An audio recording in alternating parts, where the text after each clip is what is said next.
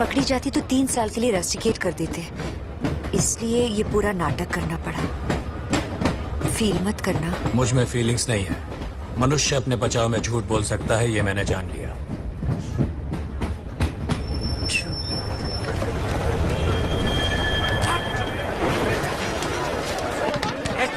चलो चलो चलो जल्दी करो। चाहिए वो।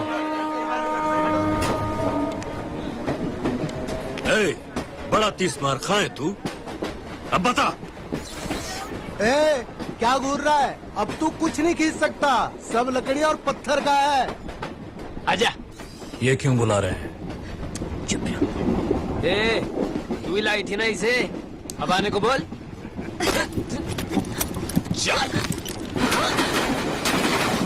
चिट्टी, मेरा पर्स, उसमें हॉल टिकट, आईडी सब कुछ है।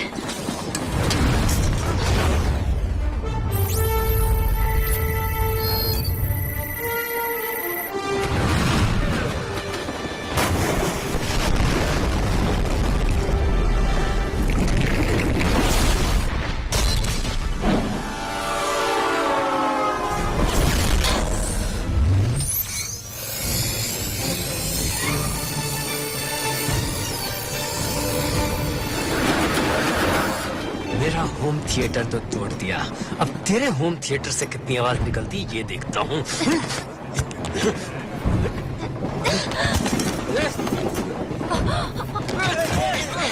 चिट्टी!